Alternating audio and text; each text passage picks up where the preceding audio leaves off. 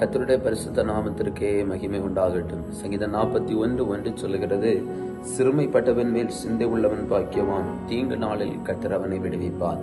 பிரியமான தெய்வ பிள்ளைகளே, யார் சிறுமைப்பட்டவர்கள் மேல் சிந்தை உள்ளவர்களாய் இருக்கிறார்களோ அவர்களை தீங்கு நாட்களிலே அவர்களை ஆண்டவர் விடுவிக்கிறவராக இருக்கிறார்.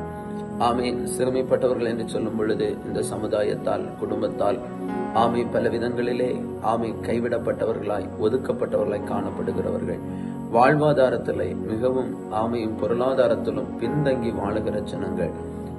சுதன் அவர்களுக்கு இந்த சமுதாயம் மேன்மையான அங்கீகரிப்பை கொடுக்க மறுக்கும் போது தெய்வ பிள்ளைகளாகிய நாம் அப்படிப்பட்டவர்கள் மேல் சிந்தை உள்ளவர்களாய் இருக்க வேண்டும். இயேசு கிறிஸ்து கூட சொல்லும் போது சொல்லுகிறார், ஒரு கல்லற்கையில அடிக்கப்பட்டு ஒரு மனிதன் குற்றீராய் கிடக்கும் போது லேவியன் ஆசாரியனும் அவனை கண்டு அப்படி விலகி பக்கமாய் கடந்து போகும்போது நல்ல சமாரியன் அந்த பக்கமாய் வரும் பொழுது அவனுடைய காயங்களை பார்த்து மனதுருகி அவனுக்கு வேண்டிய முதலுதவிகளை செய்து சத்திரத்திலே கொண்டு சேர்க்கிறான்.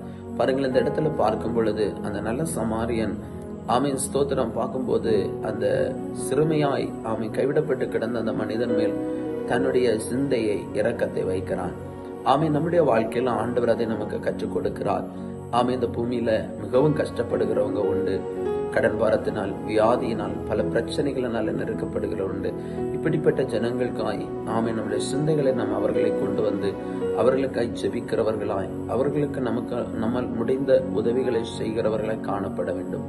ஒருவேளை பொருளாதாரத்திலே நமக்கு உதவிகள் செய்வதற்கு அதற்குள்ள வசதி வாய்ப்புகள் இல்லாவிட்டாலும் ஆண்டவருடைய சமூகத்திலே நாம் அவர்களுக்காய் ஜெபிக்கலாம். நம்முடைய ஜெபம் அவருடைய வாழ்க்கையில சில விடுதலைகளை கொண்டு வரும்.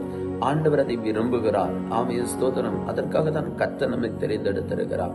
நானும் என் குடும்பமும் மட்டும் இந்த சிந்தையை விட்டுவிட்டு நம்முடைய தேசத்துக்காக எவ்வளவோ ஜனங்கள் பின்தங்கி இருக்கிறார்களே, அவருடைய ஆசீர்வாதங்களுக்காய் ஜெபிக்கிறவர்களாய், வேண்டுதல் செய்கிறவர்களாய் இருக்க வேண்டும்.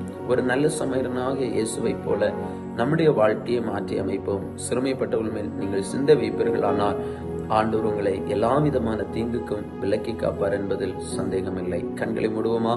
எங்களை அளவுக்கு அதிகமாக நேசிக்கிற பரலோக தந்தையை, ஆண்டவரை, சிறுமைப்பட்டவர்கள் மேல் நாங்கள் சிந்தையை வைத்து இந்த நேரத்திலும் ஜெபிக்கிறோம்ப்பா.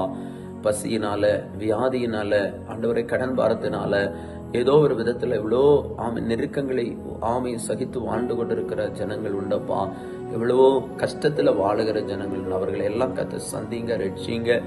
அவர்களுக்கு சமாதானத்தை கொடுங்கப்பா. ஆண்டவரை, நிம்மதியை கொடுங்கப்பா, மனமகிழ்ச்சியை கொடுங்கப்பா.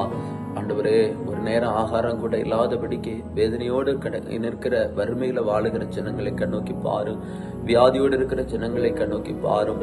ஏசுப்பா, ஆண்டவரே, கடன் பிரச்சனையினால வாழ்க்கையை வெறுத்து போய் நிற்கிற குடும்பங்களை நினைத்து பாருங்கப்பா. ஏசுப்பா, நீங்க அவங்களுக்கு கிருபையாய் இறங்கி ஆண்டவர் ஒரு அற்புதத்தை செய்யுங்கப்பா. எல்லாராலும் கைவிடப்பட்டு தனிமையா நிற்கிற உள்ளங்களை கண்ணோக்கி பாருங்கப்பா. அவர்கள் மேல நாங்க சிந்தை வைத்து இந்த காலையிலும் செபிக்கிறோம். ஒருவரை ஆசீர்வதிங்க. இந்த நாள் ஒவ்வொருடைய வாழ்க்கையில ஆசீர்வாதமாய் இருக்கட்டும். சமாதானத்தின் கர்த்தர் தம்முடைய பிள்ளைகளோடு கூட இருந்து ஆசீர்வாதமாய் நடத்தும். இயேசுவின் நாமத்தில் தருகிற நல்ல பிதாவே, ஆமேன். ஆமேன். கர்த்தர் தாமே நம்மை ஆசீர்வதிப்பார். God bless you.